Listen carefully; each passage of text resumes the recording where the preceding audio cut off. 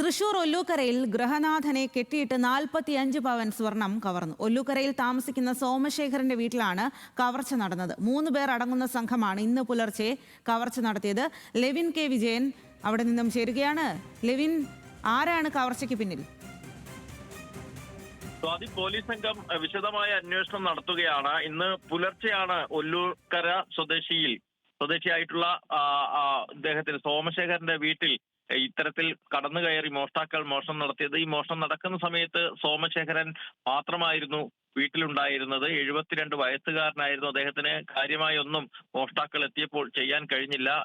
ഇയാളെ കയ്യും കാലും കെട്ടി കസേരയിൽ ഇരുത്തിയതിനു ശേഷം വീട്ടിലെ അലമാറയിൽ സൂക്ഷിച്ചിരുന്ന സ്വർണ്ണാഭരണങ്ങൾ കവർന്ന് രക്ഷപ്പെടുകയായിരുന്നു. അതിനുശേഷം മോഷ്ടാക്കൾ പുറത്തു പോയതിനു ശേഷമാണ് ഇദ്ദേഹത്തിന് പുറത്തിറങ്ങി മോഷണ വിവരം മറ്റുള്ള ആളുകളെ അറിയിക്കാനായിട്ടുള്ളത്. ഹിന്ദി സംസാരിക്കുന്ന 3 പേരാണ് വീടിന്റെ പിറകുവശത്തെ ഗ്രില്ല് കുത്തി തുറന്ന് അകത്ത് കടന്ന് മോഷണം നടത്തിയത് എന്നുള്ളതാണ് സോമശേഖരൻ പോലീസിന് മൊഴി നൽകിയിരിക്കുന്നത്. 47 പവൻ സ്വർണ്ണാഭരണങ്ങളാണ് ഈ സമയത്ത് വീട്ടിലുണ്ടായിരുന്നതും മോഷ്ടാക്കൾ അപഹരിച്ചതും. സംഭവം സംബന്ധിച്ചുകൊണ്ട് പോലീസിന്റെ നേതൃത്വത്തിൽ വിശദമായ അന്വേഷണം നടന്നു വരികയാണ്. ഫോറൻസിക് വിദഗ്ധരും അതോടൊപ്പം തന്നെ ശാസ്ത്രീയ പരിശോധന, തെളിവെടുപ്പിന്റെ ഭാഗമായിട്ടുള്ള മറ്റ് നടപടിക്രമങ്ങളും ഒക്കെ വീട്ടിൽ പരിശോധന നടത്തുകയാണ്. മണ്ണൂത്തി SH ഉൾപ്പെടെയുള്ള സംഘം സ്ഥലത്തെത്തി തെളിവുകൾ ശേഖരിച്ചെങ്കിലും കാര്യമായി ഈ ഘട്ടത്തിൽ ഒന്നും തെളിവുകൾ എന്നുള്ള നിലയിൽ ലഭ്യമായിട്ടില്ല. വിരലടയാള വിദഗ്ധരടക്കം എത്തി സ്ഥലത്ത് പരിശോധന നടത്തുകയാണ്. ഈ മോഷ്ടാക്കൾ എത്തിയ വഴിയടക്കമുള്ള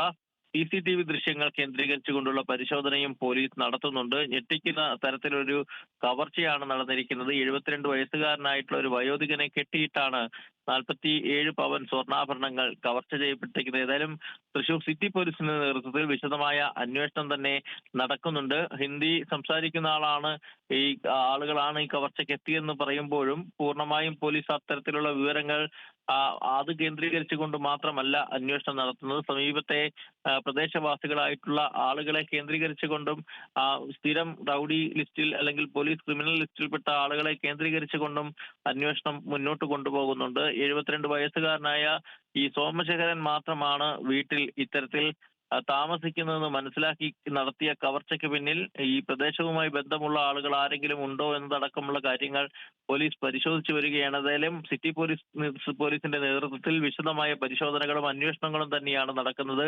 CCTV ദൃശ്യങ്ങൾ കേന്ദ്രീകരിച്ചുകൊണ്ടുള്ള പരിശോധനയും ഈ സമയത്ത് നടക്കുകയാണ്. പുലർച്ചെയാണ് മോഷണം നടന്നത് എന്നതുകൊണ്ട് തന്നെ കൂടുതൽ വാഹനങ്ങൾ അല്ലെങ്കിൽ ആളുകൾ ഈ പറയുന്ന പ്രദേശത്തേക്ക് എത്താൻ സാധ്യതയില്ല എന്ന് തന്നെയാണ് പോലീസ് അനുമാനിക്കുന്നത്. അങ്ങനെയെങ്കിൽ ശരി ലെവിൻ, അതിൽ ഏറ്റവും പ്രധാനമെന്ന് പറയുന്നത് ഈ വയോധികനായ മനുഷ്യനെ കെട്ടിയിട്ട് കവർച്ച നടത്തി എന്നുള്ളതാണ്. വലിയ ക്രൂരത കൂടെ അവിടെ നടന്നിരിക്കുകയാണ്. എന്തായാലും ആരാണ് ഇതിന് പിന്നിൽ എന്നുള്ള കാര്യത്തിൽ അന്വേഷണം പുരോഗമിക്കുകയാണ്. ആ വിവരങ്ങളാണ് ലെവിൻ കെ വിജയൻ നൽകിയത്.